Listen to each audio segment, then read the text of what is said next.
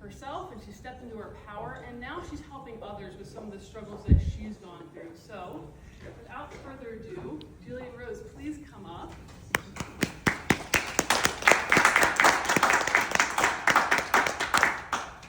I'm kind of afraid to take that microphone, so, okay. I don't really know Can how we just give you a big round of applause?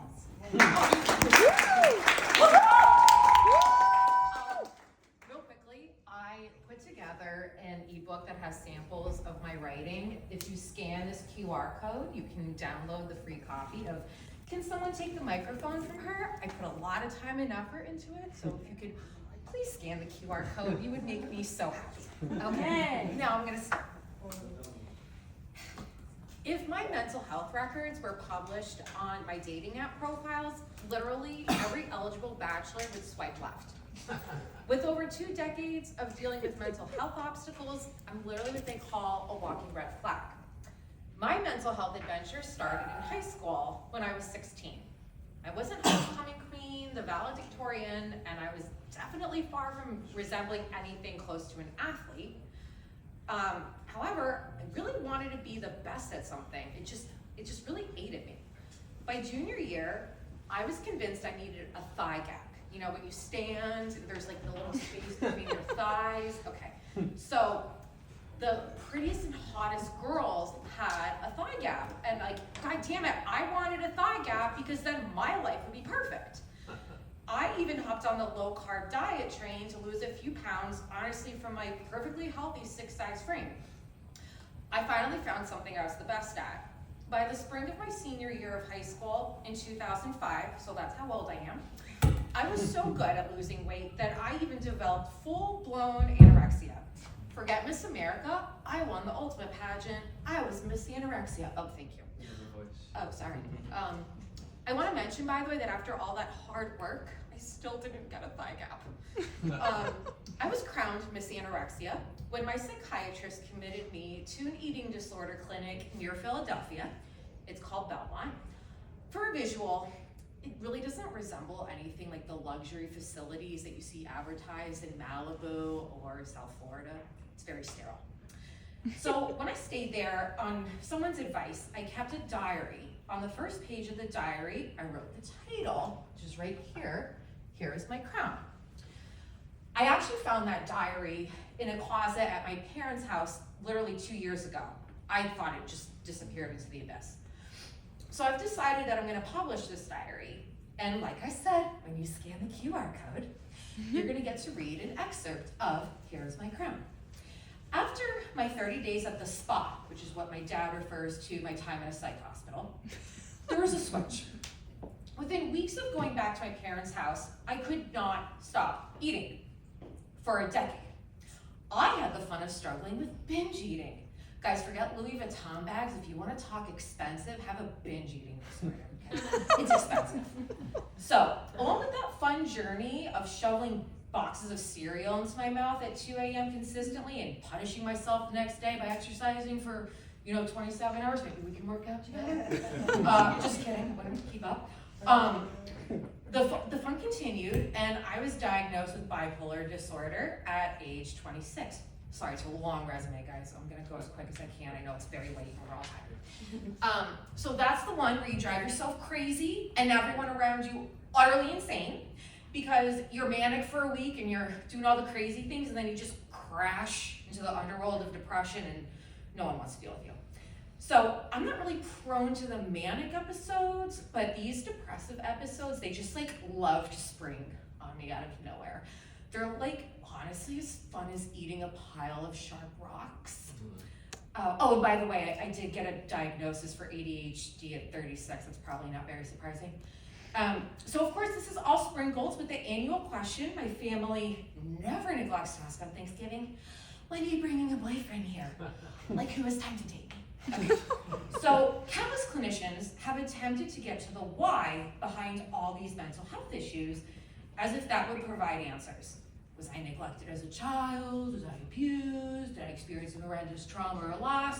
The answer is honestly no. It's boring, childhood. I spent years focusing on this why, thinking the solution was buried in some therapeutic treasure chest. It wasn't. So I'm gonna confuse you, and I'm gonna go back to when I was 26. And at that time, I was living at my parents' house, and I grew up in Wilkes-Barre, Pennsylvania. And if you're wondering why I grew up there, I'm wondering the same thing. I had just quit selling life insurance, and I had convinced myself I was literally the biggest failure on earth. The result was me spiraling into the abyss of a real nasty depression. One Saturday evening, when I should have been out partying and enjoying my wrinkle-free youth, my dad walks in from the side door to find me at the kitchen table, moping in a bathrobe. Let me explain something about my dad. His version of a depressive episode is if the stock market dips for a couple days. His family's educated, they're successful, they're the kind of people that exercise on vacation.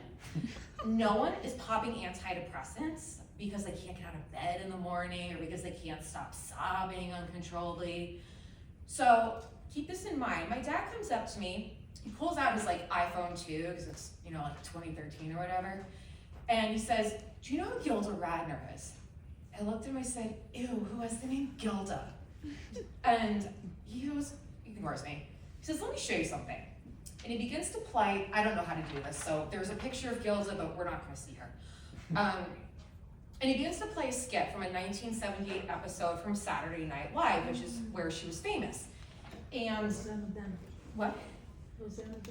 Oh, I'm getting there. So, if you don't know the skit, the news correspondent invites Gilda Radner to comment on the event, and she's acting as her famous character, Rosanna Dana. I want to reenact the skit that I got to listen to, and I'm not going to do her justice, but I'm going to try. So the host of the evening show says to her, "Okay, here's a letter from someone, read it." And Gilda Radner says, "Mr.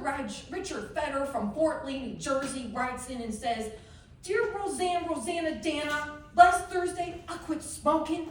Now I'm depressed. I gained weight, my face broke out, I'm nauseous, I'm constipated, my feet swell, my gums are bleeding, my sinuses are clogged, I got heartburn, I'm cranky, I have gas. What should I do?' Mr. Feder, you sound like a real attractive guy. You belong in New Jersey." In just 53 seconds, I was released from the emotional shackles that depression locks you in.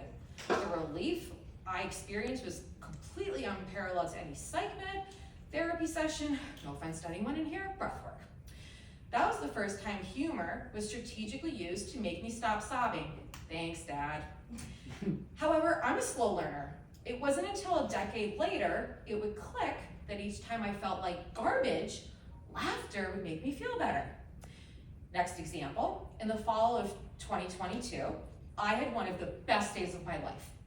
In the morning, the guy I was seeing broke my heart because he didn't want anything serious. And then later that evening over Zoom, I was fired from my job. Cue another downward spiral into the abyss of depression. That spring, I began working with a clinical psychologist, whom I still see today, highly recommend her, Dr. Mindy Farley. One of the first things I told her was that I was absolutely desperate for a role model, someone whose footsteps I could follow from failure to freedom. She said, "Become your own role model." That's a tall glass of water. Instead of instructing me to ground myself by planting my feet and meditating and a gentle yoga class, she encouraged me to channel my mental angst into something I had expressed to her that I loved, which is writing. Even on my darkest days, when time stretched and the world was dark, I forced myself to sit at my laptop and write. I actually began to personify my mental health struggles by giving them names and then a backstory. I figured if I could see them, touch them, know them, maybe I could rise above the power that they held above me. 1 second. Sorry, this is really hard. So, for example, I named my depression Dolores. This happened, sorry if anyone's mom's name is Dolores or whatever. So one day it's a beautiful summer day, I'm driving home from swimming at the lake with my best friend, and my depression was just the thoughts were so bad, and I'm sitting at a red light, and I just smacked the steering wheel, and I'm just, "Fuck off, Dolores." Sorry if that's like offensive to anyone. So at that moment, the synapses in my brain, they just went from being on like life support to like a total full-blown disco club. When I got home, I began writing. And I want to read you an excerpt. Let me tell you all about Dolores. She's anti-anxiety's decades younger, born on accident, slutty little sister. I don't use the word slutty lightly, that's not polite. Dolores was that stubborn, peaked in high school bitch who abused the tanning bed along with Marlboro Lights and would now look like a leather purse at 42. I'm not referring to a timeless vintage Chanel bag. Dolores is a horribly constructed, fake black pleather purse from the Amazon Basics collection filled with a woman's arsenal of cheap lip gloss and lotions. Once queen in her teens, the decades took a toll on Dolores, rotting everything from her once smooth skin to her frighteningly dark soul. Every dark soul going through darkness needs light. Winston Churchill said, if you're going through hell, keep going. When I'm going through hell, the only way I'll keep going is if I can laugh in the midst of misery. I keep pursuing the love that won't ghost me, writing. It saved my life. Maybe it can help someone else suffering from their Dolores. Before Tamara kicks me off stage, I just want to share a quote that I have hanging on my wall that's in my apartment, and it's on a sticky note on my laptop, and this is honestly my favorite in the world, and I don't know where it's from. You can't withstand the storm, they whispered to her. She whispered back, I am the storm. Woo-hoo!